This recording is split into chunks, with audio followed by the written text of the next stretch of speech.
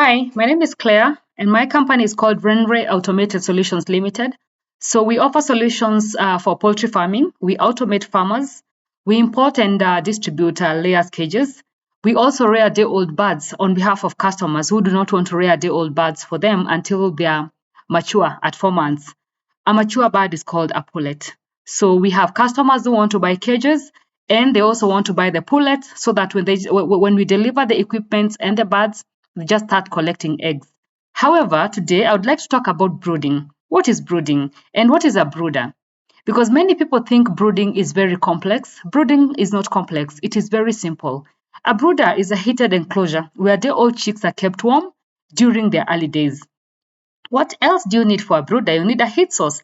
So for the heat source, you can either use a heat lamp, you can use an infrared bulb, you can even use a Jiko to heat the brooder.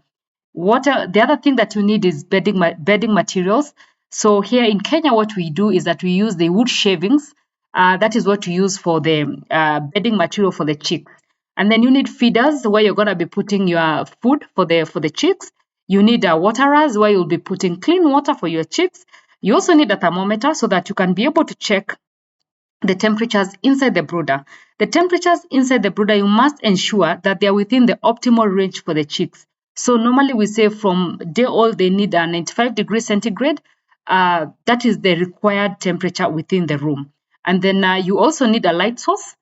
Chicks, they eat day and night so that they can be able to grow. So you either need a lamp or you need electricity. Those are the things that you need to be able to make a brooder. And how do you go about making a brooder? So what you do is that you buy plywood, then you join the plywood in a circle.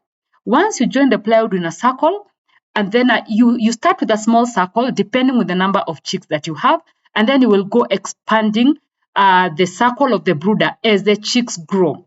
And then inside the brooder, on the floor, you make the bedding. So you pour your wood shavings on the floor, and then you take your feeders, put them you put the feeders and then you put the food inside, you take the drinkers, and then you put clean water. Make sure that on day one you also put multivitamin in the water so that when the chicks come, they start taking the water and it reduces their stress levels. Then the other thing that you need to do is to make sure that you put the heat source. It can either be a Jiko, it can either be a bulb that provides the heat in the room. You lower it so that the chicks are going to become warm and they're not going to die because of cold. Normally, when it's very cold, they cramp together and then they suffocate, and you find that they die.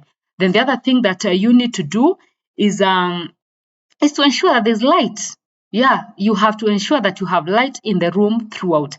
You will continue reducing the temperature of the room by 5 degrees centigrade per week. And until the chicks have feathers, that is when you remove the heat in the room. So brooding is fun. I love watching chicks from day old to maturity grow. I love rearing chicks. It is just enjoyable. I almost feel as if it's therapeutic when I go and see the chicks.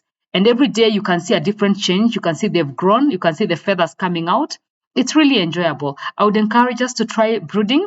It is not difficult. However, if you find it's difficult for you, we are here. We provide the solution. We rear them on your behalf. We bear the risk on your behalf, and then you get them at point of lay, at maturity, at 4 months. Thank you, and happy brooding.